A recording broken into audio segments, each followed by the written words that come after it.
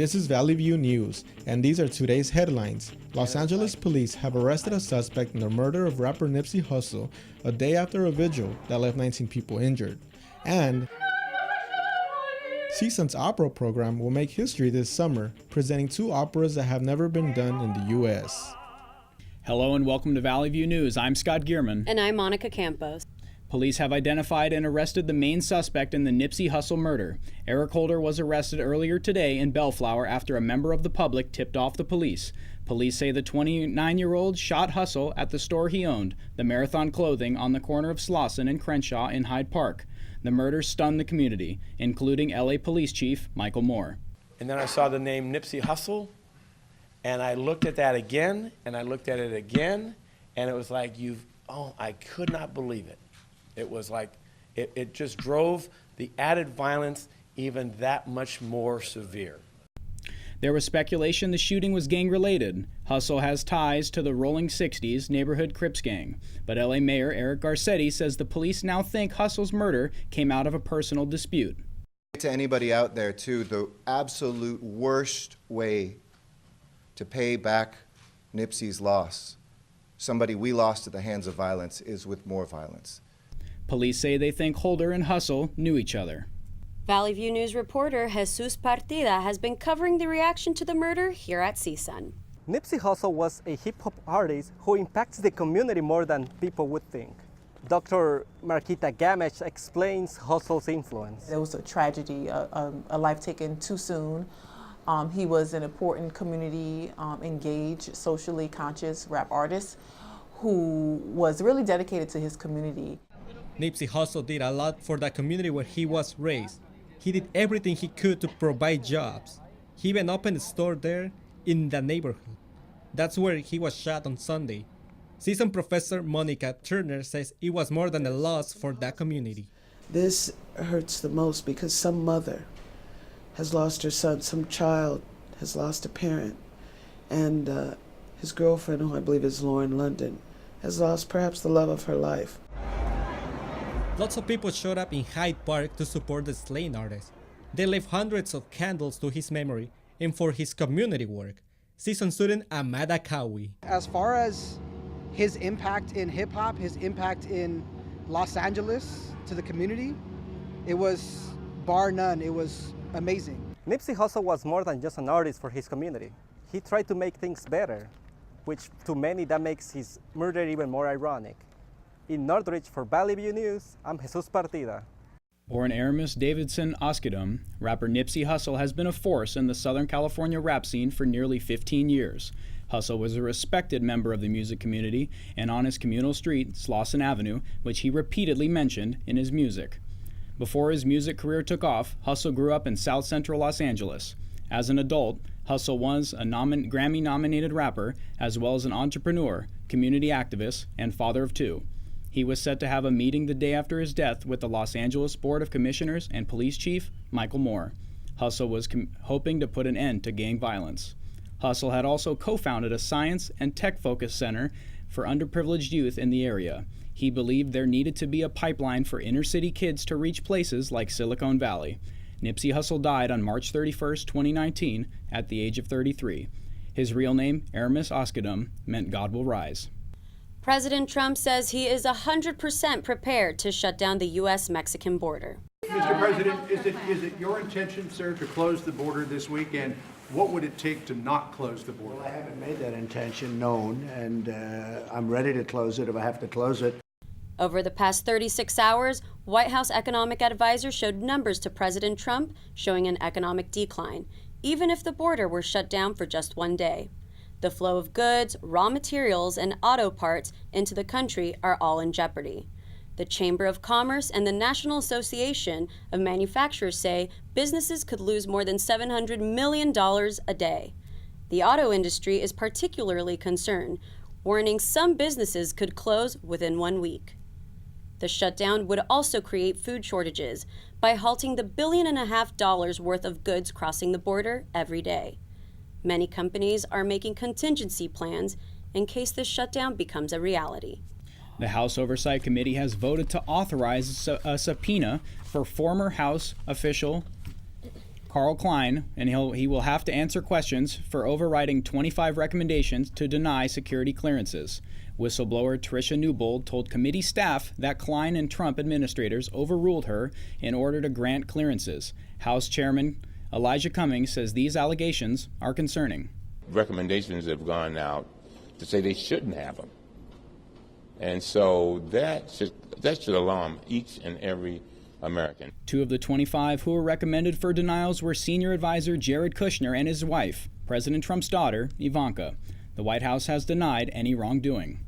Presidential candidate Bernie Sanders has raised $18.2 million from over 500,000 individual donors since entering the race in February. I know that we New Englanders are hardy souls, but frankly, we did not expect to see so many people here this morning. Thank you all very much. Sanders brought in more than California Senator Kamala Harris and South Bend, Indiana Mayor Pete Buttigieg. The average donation for Sanders was $20, and numbers have already exceeded those of his campaign in 2016. Young people and teachers were the most likely to donate to Sanders' campaign. A second woman is now accusing former Vice President Joe Biden of inappropriate behavior. Amy Lapos of Connecticut was a former congressional aide to Biden and said he touched her and grabbed his nose on hers during a 2009 political fundraiser in Greenwich. This comes after Biden was accused of kissing and inappropriately touching Lucy Flores, a former Nevada legislator, back in 2014 while on a Democratic campaign stop. Biden issued a statement acknowledging that he had shown expressions of affection to people during his years on the campaign trail, but he never believed he acted inappropriately. Biden's advisors say the accusation would not prevent him from entering the 2020 campaign. Hawaiian Democratic Senator Brian Schatz has introduced a constitutional amendment to abolish the Electoral College. His amendment proposes that the president and vice president be elected directly through the popular vote. Senator Schatz says the system is outdated and undemocratic. In 2016, President Trump won the Electoral College vote and the White House, but lost the popular vote to Hillary Clinton. Any changes in the Constitution need to be passed by 2/3 of both houses of Congress and be ratified by 3/4 of the states. The flood control spillway at the Oroville Dam in Northern California is in use for the first time since it fell apart 2 years ago. Water Authority officials say the dam should not overflow again. We've spent the last 2 years restoring full functionality of the spillway. We've had, industry experts designing and helping us construct. The spillway initially crumbled because of the heavy rains that forced some of the 200,000 people to evacuate. The state spent over $1 billion repairing the spillway. Officials are now expecting higher water flows in Lake Oroville. A store clerk was fired from a San Jose gas station after making racist remarks to a customer. I was born here. Well, show me. I was born here, raised here, and I never thought in a million years it was going to happen to me. I was born here. Well, I was born and raised here because I was born here. Prove it to me. Grecia Moran was the target of the rant because she spoke Spanish to another employee. The offending clerk expressed support for Trump's border wall. She also demanded Moran show proof of U.S. citizenship. Moran says she never experienced anything like this in her life. The employee was fired the day of the racist confrontation. Store management had no comment.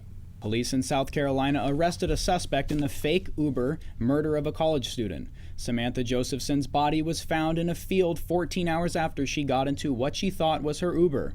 Police say she died from multiple blunt force injuries to the head and neck.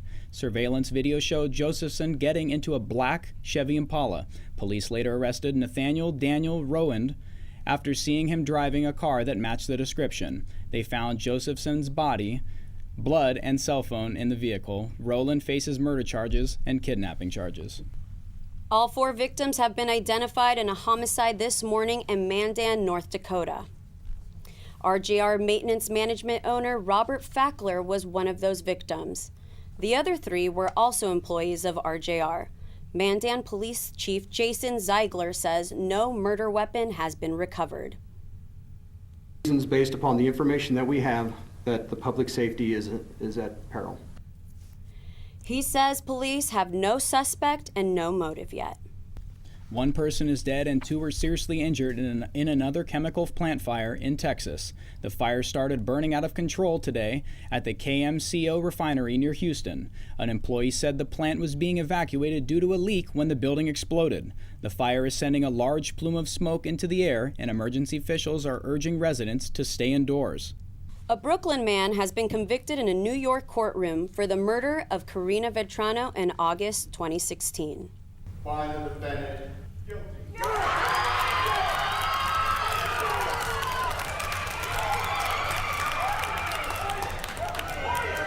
The courtroom erupted when Chanel Lewis's guilty verdict was handed down after the jury deliberated for only 5 hours. This was the second jury needed to actually reach a verdict, after the first jury was deadlocked due to questions and evidence and racial bias. Lewis is due back in court on April 17th for a sentencing on charges of first-degree murder and sexual abuse. Now here's Valley View News reporter Luisa Rodriguez with a story on Latinas Rising. CSUN has a huge Latinx community. Latinx is a gender-neutral term for some Latinos. The campus is a Hispanic-serving institute. It has many clubs and organizations, but some Latinx students can't seem to find a place where they fit in. Housing staffer Vanessa Galvan and Nancy Alonso are doing something about it. Latinas were the highest admitted here at CSUN, so we were coming in big numbers. But when she looked at, after 4 or 5 years in the graduation rates of Latinas, we were the lowest graduating. Galvan and her mentor, Nancy Alonso, saw several Latino residents feeling out of place and missing home. By building community through food and programs, Latinas' retention rate got better. Latinas Rising became this programmatic community effort here in housing to try to provide a space for Latinas to grow, to foster, to create community, because we know that we can't do this alone. She says that each program they create is meant to help Latina students. Galvan says each year, Latinas Rising continues to grow and shape the community. Recently, they received a $10,000 grant from the USU. Now, they can help more. Other HSI campuses like Cal State LA are seeing the positive impact in starting a Latinas Rising group there. The growth and impact Latinas Rising has had in CSUN student housing is what they've hoped for. I'm Luisa Rodriguez in Cal State Northridge, reporting for Valley View News. Here's Valley View's Eric Gabriel with entertainment news. Thank you, Scott. From Donald Trump to Elizabeth Taylor, the Beverly Hills Hotel is known for its glitz, glamour, and bigger-than-life guest list. But a call to boycott the hotel owner has some Hollywood stars banding together to effect change. George Clooney has called for the boycott against all hotels owned by the Sultan of Brunei, Hassano Bolkiah, who advocates stoning and whipping to death Brunei citizens who identify as LGBTQ. This is not the first time the Sultan enacted such laws. Back in 2014, Brunei introduced penal codes based on Islamic law covering matters such as marriage, murder, rape, and theft. Meryl Streep, Matt Damon, Brad Pitt, Elton John, and Queer Eye host Jonathan Van Ness and Bobby Burke have all spoken out against Brunei's policies as well. The trailer for Jim Jarmusch's horror comedy flick, The Dead Don't Die, was released. The all-star cast includes Bill Murray, Danny Glover, and Selena Gomez. The Dead Don't Die is about a small town where zombies try to fit in. They end up taking over the town. Maybe the worst thing I've ever seen. What was it, wild animals? So what are you thinking? I'm thinking zombies.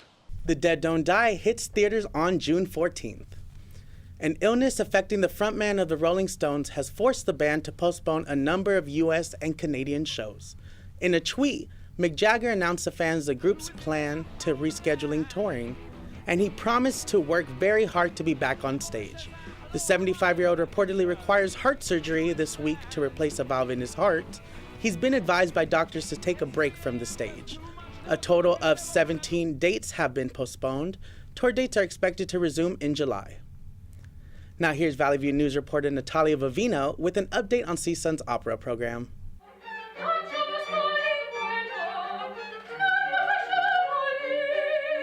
CSUN's opera program is about to make history. The 2 operas they're performing this semester have never been performed in the United States. Students and faculty are hard at work preparing for opening night. A few characters are speaking dialects, Napolitan, so it has been very difficult for us to translate it and to make it accurate and to make it accessible. Both operas are by an Italian composer named Domenico Cimarosa. They premiered in Naples, Italy in the late 1700s. Both involve an extensive amount of Neapolitan dialect.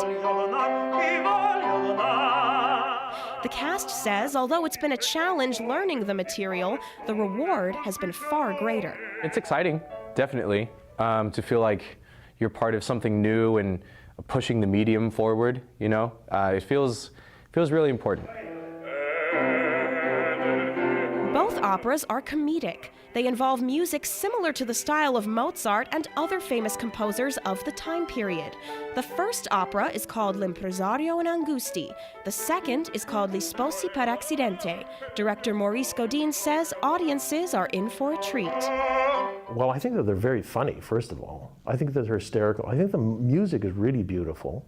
And it's a kind of music, well, it's a type of music that you're going to recognize. The cast and crew say they're thrilled to be making opera history right here on campus. They'll be performing in the recital hall from April 4th to the 7th. In Northridge for Valley View News, I'm Natalia Vivino. That is all your entertainment news. Back to Scott and Monica. Coming up on Valley View News, elections are taking place in Europe and Asia this week. And here at CSUN, students are also voting on whether to accept an increase in their healthcare fees.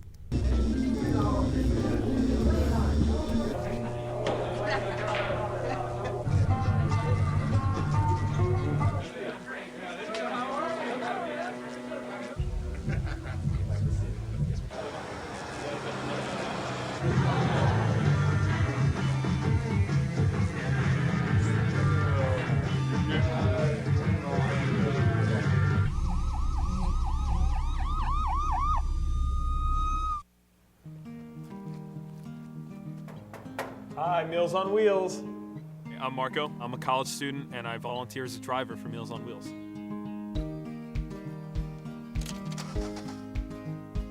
I think it's awesome meeting these people. I mean, they're so interesting. They've had so many wonderful experiences in life. Your community helps to raise you up into the person that you become. Meals on Wheels is a great way to give back to that community. Let's get the latest in international news from Andrea Tanchez in our Digital News Center. Many presidential elections are taking place across the world this week. Ukraine is facing an economic crisis, leaving citizens worried about the future of the country. Presidential candidate, comedian, and actor Volodymyr Zelensky won 1/3 of the vote on the first round on Sunday. His only political experience is from playing a role of president in a hit TV show. The runoff elections will occur on April 21st. Turkey also had elections on Sunday. Some parties are now being accused of voter fraud.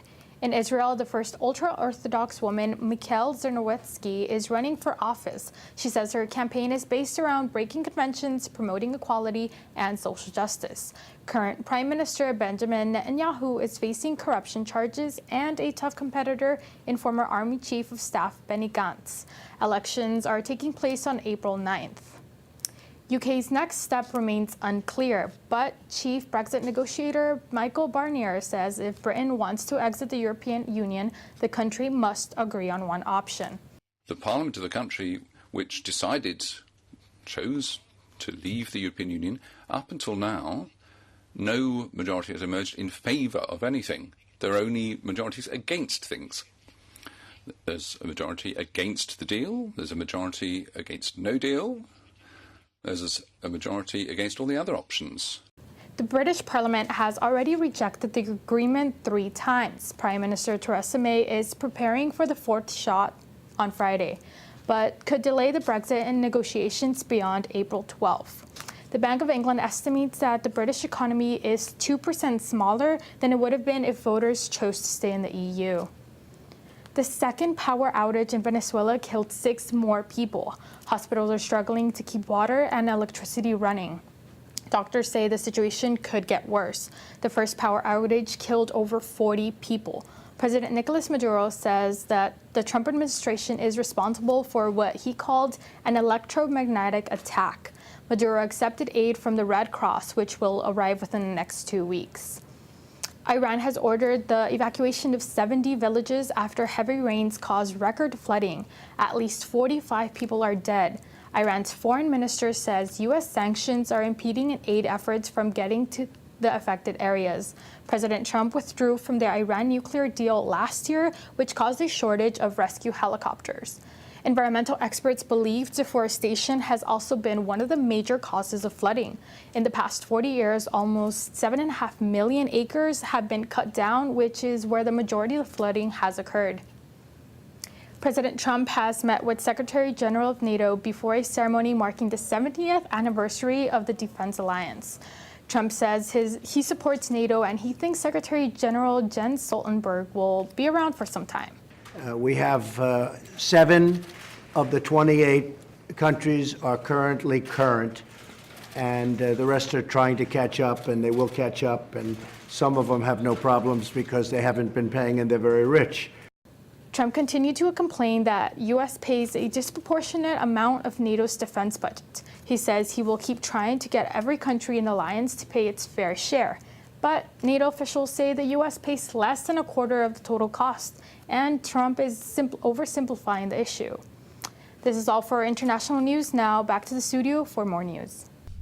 Now let's get the latest on health and nutrition news with Tia Dunbar. Thank you, Monica.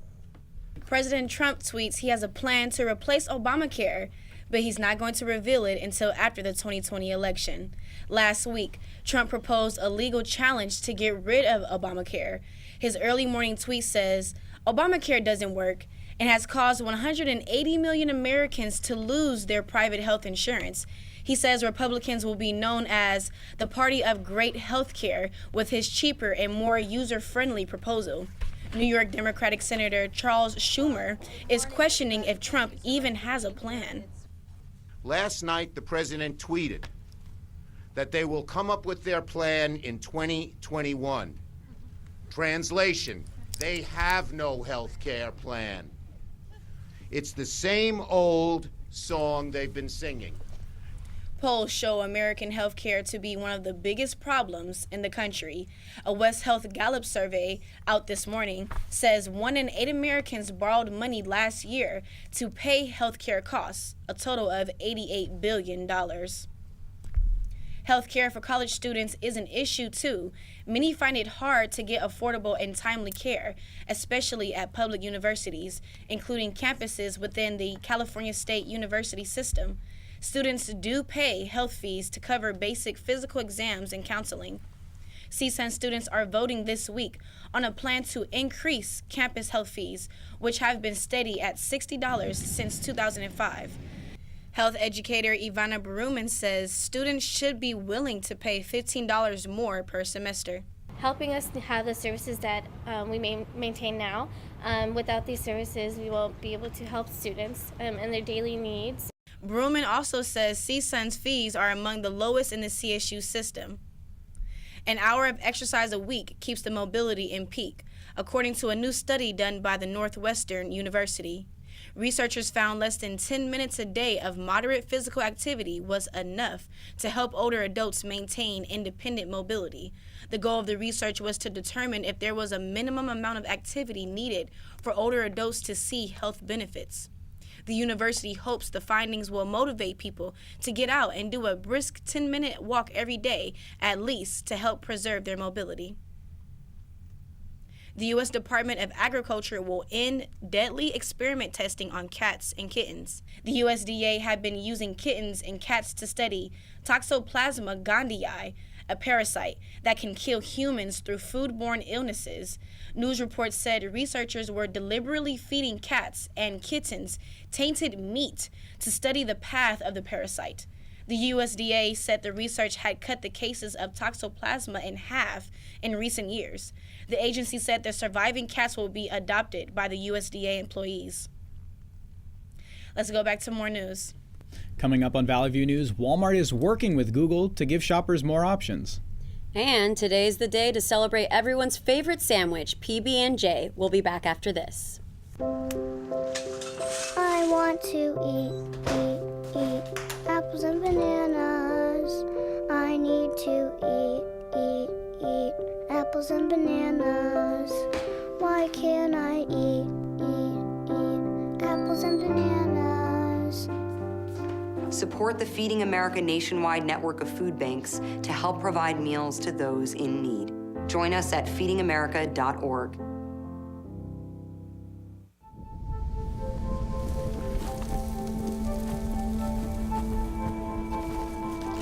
Eva Marie smoked 12,000 packs of cigarettes over 15 years. She quit, and now there's a new lung cancer screening that could save her life. You stopped smoking. Now start screening. No matter how much you smoked, early detection could save you. Talk to your doctor or learn more at savedbythescan.org.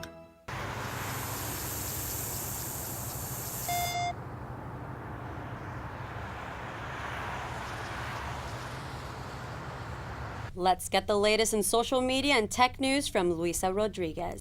Some U.S. airline passengers faced flight delays because of a software malfunction. The Federal Aviation Administration says the issue was with the third-party vendor it uses to plan flights and calculate weight and fuel. Southwest, Delta, and American Airlines were affected. Southwest issued a ground stop, but it was lifted 40 minutes later. The FAA says the problems were solved quickly and no one was in any danger. Walmart and Google have partnered to deliver groceries through Google Assistant. Starting this month, customers can use voice shopping to order items for pickup or delivery. Products can be delivered from around 3,000 Walmart stores. Google Assist will save customers' shopping histories, knowing what they prefer. Walmart plans to expand the voice shopping feature to other platforms in the near future. Boeing 737 MAX jets will remain grounded for several more weeks. Boeing was supposed to submit the software fix to the FAA last week, but the company has decided additional work is needed. The FAA says the plane manufacturer is continuing to work on a software fix. American Airlines has canceled dozens of flights daily while the planes wait for a fix. Boeing says the software changes would be completed in coming weeks. Netflix is raising prices once again. The streaming service sent emails this week to the U.S. customers reminding them. They're warned of these increases in January. The jump in prices is because Netflix is investing in more original content. Next month, subscribers will see an increase of $2 or $1. That's it for social media, tech, and business news. Monica and Scott, back to you. It's peanut butter jelly time. This combo is a classic favorite to many Americans. Home economist Julia Davis Chandler created the recipe in 1901 for the Boston Cooking Magazine. When World War II broke out, the U.S. Army's food ration list included peanut butter, jelly, and bread. So thank our soldiers for combining this tasty treat and bringing it back home to the U.S. Peanut butter and jelly is not only tasty, but an affordable and easy snack to enjoy today. That's it for us at Valley View News. Thank you for watching. I'm Scott Gierman. And I'm Monica Campos. And for news any time of the day, go to our website at sundial.csun.edu. See you next week.